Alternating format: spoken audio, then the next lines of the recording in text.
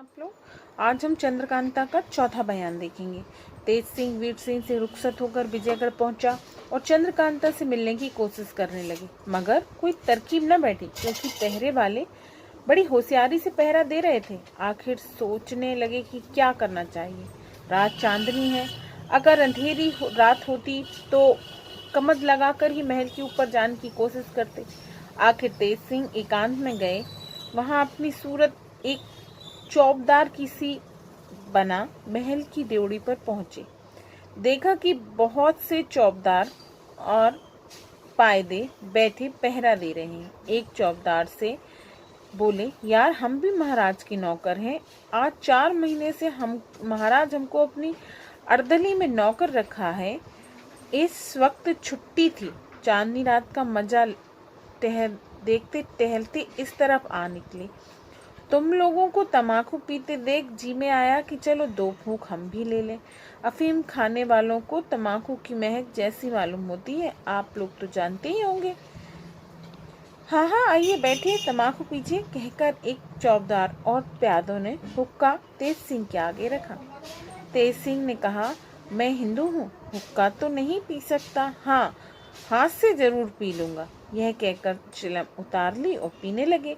उन्होंने 2 फूंक तमाकू के लिए ही थे कि खांसना शुरू किया। इतना खांसा कि थोड़ा सा पानी भी मुंह से निकाल दिया और तब कहा, मियाँ तुम लोग अजब कड़वा तमाकू पीते हो। मैं तो हमेशा सरकारी तमाकू पीता हूँ। महाराज के हुक्कादार से दोस्ती हो गई है, वह बराबर महाराज के पीने वाले तमाकू में से मुझको दे दिया करता है। अब ऐसी आदत पड़ गई है कि सिवाय उस तमाकू के कोई तमाकू अच्छा नहीं लगता। इतना कह चौबदार बने हुए तेज सिंह ने अपने बटुए में से एक चिलम तमाकू निकाल कर दिया और कहा, तुम लोग भी पी कर देख लो कैसा तमाकू है।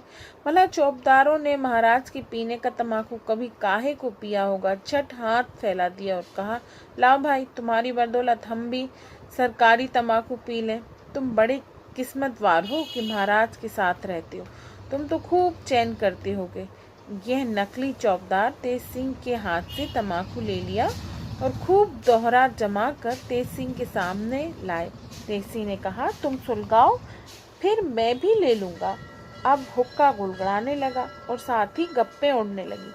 थोड़ी ही देर में सब चौबदार और पायदों का सर घूमने लगा, यहाँ तक कि झुकते झुकते सब औंधे होकर गिर पड़े और बेहोश हो गए। अब क्या था, बड़ी आसानी से तेज सिंह फाटक के अंदर घुस गए और नजर बचाकर बाग में पहुंचे।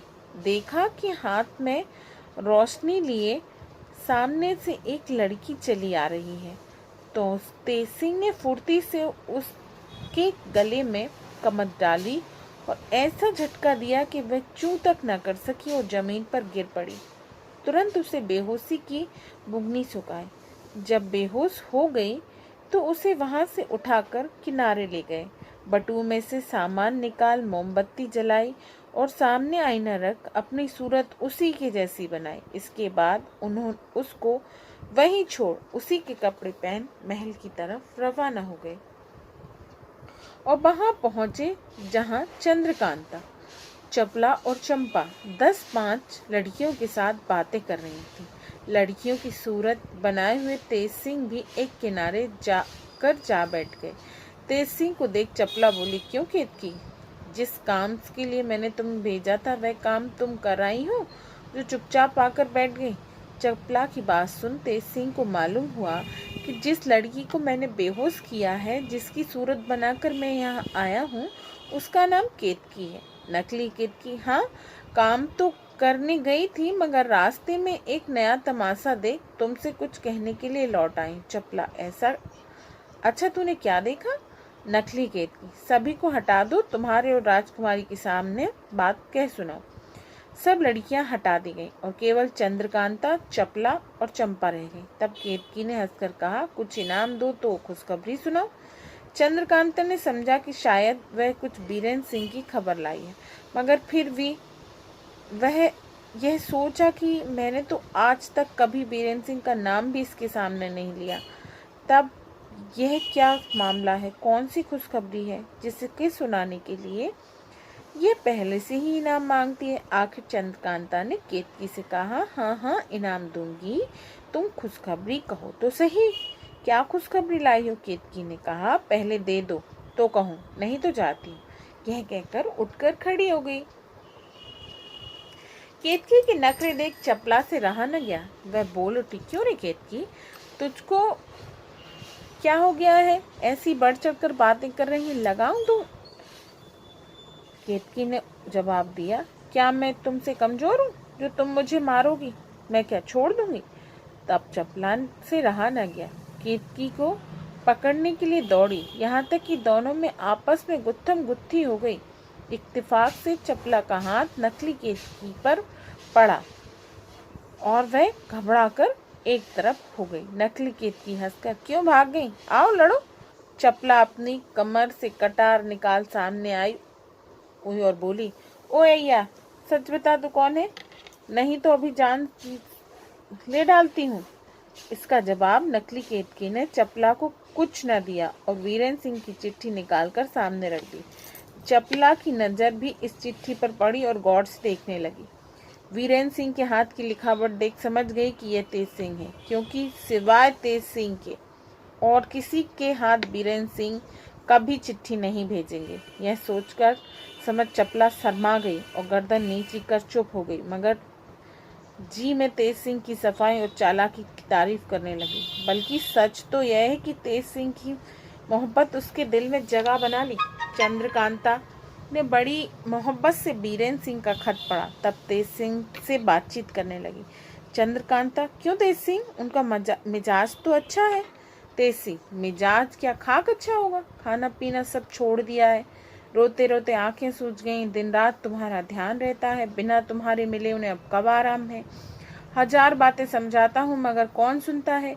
अभी उसी दिन तुम्हारी चिट्ठी लेकर मैं गया था, आज उनकी हालत देख फिर यहाँ आना पड़ा। कहते हैं कि मैं खुद चलूंगा, किसी तरह समझा बुझाकर यहाँ आने से रोका और कहा कि आज मुझको जाने दो, मैं जाकर वहाँ बंदोबस्त कर आऊं, तब तुमको ले चलूंगा, जिससे किसी तरह नुकसान ना हो। चंद्रकांता, अफसोस तुम उनको अपने साथ न लाए, कम से कम मैं उनका दर्शन तो कर लेती। देखो यहाँ क्रूर सिंह के दोनों अय्यार इतना ऊधम मचा रखा है कि कुछ कहा नहीं जाता। पिताजी को मैं जितना रोकती और समझाती हूँ, क्रूर सिंह के दोनों अय्यार मेरे दुश्मन हैं, मगर महाराज कुछ नहीं सुनते, क्योंकि क्रूर सिंह ने उनको अपने बस में कर रखा है। मेरी और कुमार की मुलाकात का हाल बहुत कुछ बढ़ा चढ़ाकर महाराज को ना मालूम किस तरह समझा दिया कि महाराज उसे सच्चों का बादशाह समझ गए हैं। वह हरदम महाराज के कान भरा करता है। अब वे में किसी से कुछ नहीं सुनते। हाँ, आज कुछ कहने का मौका मिला, लेकिन आज मेरी प्यारी सखी चपला ने नाजिम को इस पिछवाड़े वाले बाग में गिरफ्तार कर लिया। कल महाराज के सामने उसको ले जाकर तब कहूंगी, अपने आप क्रूर सिंह की सच्चाई देखिए। अगर मेरे पहरे पर मुकर्रर किया ही था तो बाग के अंदर आने की इजाजत किसने दी? यह कहकर चंद्रकांता ने नाजिम के गिरफ्तार होने और बाग के तहखाने में कैद का सारा हाल तेज सिंह से कह सुनाया। तेज सिंह चपला की चालाकी सुनकर हैरान हो गए और मन ही मन उसको प्यार करने लगे, पर बोले कुछ नहीं। चपला ने चालाकी तो खूब की मगर धोखा खा गई। ये सुन चपला हैरान हो गई, हाय राम, मैंने क्या धोखा खाया? पर कुछ समझ नहीं आया। आखिर रहा न गया, तेज सिंह से पूछा, जल्दी बताओ मैंने क्या धोखा खाया? तेज सिंह ने कहा, क्या तुम इस बात को नहीं जानती कि नाजिम बाग में पहुंचा तो अहमद भी जरूर होगा? फिर बाग में ही नाजिम को क्यों पकड़ा गया? तुमको मुनासिब था कि जब उसको गिरफ्तार किया ही था तो महल ले जाकर कैद करती, उसी वक्त महाराज के पास भिजवा देती। अब जरूर अहमद नाजिम को छुड़ा ले गया होगा। इतनी बात सुनते ही चपला के होश उड़ गए और शर्मिंदा होकर बोली, सच है बड़ी भारी गलती हुई, इसका किसी को ख्याल ही नहीं रहा। तेज सिंह, और कोई क्यों ख्याल करता? तुम तो चालाक बनती हो, अय्यार कहलाती हो, इसका ख्याल तुम्हें ही होना चाहिए, दूसरों को नहीं। खैर जाके देखो, वह है या नहीं। चपला दौड़ी हुई बाग की तरफ गई। तहखाने के पास जाते ही देखा दरवाजा खुला पड़ा है। बस फिर क्या था, यकीन हो गया कि नाजिम को अहमद छुड़ा ले गया। तहखाने के अंदर जाकर देखा तो खाली पड़ा हुआ था। अपनी बेवकूफ़ी पर अफसोस करती हुई लौट आई और बोली, क्या कहूँ, सचमुच अहमद नाजिम को छुड़ा ले गया। अब तेज सिंह ने छेड़ना शुरू किया। बड़ी अय्यार बनती थी, कहती थी हम चालाक हैं, होशियार हैं, ये हैं वो हैं। बस एक अतने से अय्यार ने नाकों में दम कर डाला। चपला झुंझला उठी और चिढ़कर बोली, चपला नाम नहीं जो अब की बार दोनों को गिरफ्तार कर इसी कमरे में लाकर बेहिसाब जूतियां न लगाऊं। तेज सिंह ने कहा, बस तुम्हारी कारीगरी देखी गई, अब देखो मैं कैसे एक एक को गिरफ्तार कर अपने शहर ले जाकर कैद करता हूँ। इसके बाद तेज सिंह ने अपने आने का पूरा हाल चंद्रकांता और चपला को कह सुनाया और यह भी बता दिया कि फला जगह पर मैं केतकी को बेहोश कर डाला आया हूँ, तुम जाकर उसे उठा लाना। उसके कपड़े मैं ना दूंगा क्योंकि इसी सूरत से बाहर चला जाता हूँ। देखो, सिवाय तुम तीनों के यह हाल और किसी को ना मालूम हो, नहीं तो काम बिगड़ जाएगा। चंद्रकांता ने तेज सिंह को ताकीद की, दूसरे तीसरे दिन तुम जरूर आ जाया करो, तुम्हारे आने से हिम्मत बनी रहती है। बहुत अच्छा, ऐसा ही करूँगा, कहकर तेज सिंह चलने को तैयार हुआ। चंद्रकांता उन्हें जाते देख रोकर बोली, क्यों तेज सिंह, क्या मेरी किस्मत में कुमार की मुलाकात नहीं बदी है। इतना कहते ही गला भर आया और वह फूट फूट कर रोने लगी। तेज सिंह ने बहुत समझाया और कहा, देखो यह सब बखेड़ा इसी वास्ते किया जा रहा है जिससे तुम्हारी उनसे हमेशा के लिए मुलाकात हो। अगर तुम ही घबरा जाओगी तो कैसे काम चलेगा। बहुत अच्छी तरह समझा बुझाकर चंद्रकांता को चुप कराया, तब वहां से रवाना हो केतकी की सूरत में दरवाजे पर आए। देखा तो दो चार पायदे होश में आए, बाकी चित्त पड़े थे। कोई औंधा पड़ा, कोई उठा है मगर फिर झुका ही जाता है। नकली केतकी ने टपट कर दरबानों से कहा, तुम लोग पहरा देते हो या जमीन सूंघते हो। इतनी अफीम क्यों खाते हो कि आंखें नहीं खुलती, और सोते हो तो मुर्दों से बाजी लगाकर। देखो मैं बड़ी रानी से कहकर तुम्हारी क्या दशा करवाती हूँ। जो चौबदार होश में आ चुके थे केतकी की बात सुनकर सन्न हो गए, लगे खुशामद करने। देखो केतकी, माफ कर दो, आज एक नालायक सरकारी चौबदार ने आकर धोखा देकर ऐसा जहरीला तमाकू पिला दिया कि हम लोगों की यह हालत हो गई। उस पाजी ने तो जान से मारना चाहा था, अल्लाह ने बचा दिया, नहीं तो मरने में क्या कसर छोड़ी। देखो रोज तो ऐसा नहीं हो सकता। अच्छा धोखा खा गए, हम हाथ जोड़ते हैं। अब कभी ऐसा देखो तो जो चाहे सजा देना। नकली केतकी ने कहा, अच्छा आज तो छोड़ देती हूँ, मगर खबरदार फिर कभी ऐसा हुआ। यह कहते हुए तेज सिंह बाहर निकल गए। डर के मारे किसी ने यह भी न पूछा कि केतकी तुम कहाँ जा रही हो। अब बयान 5 अगले वीडियो में। Okay, bye, take care, thank you for watching, and please and share and subscribe my channel.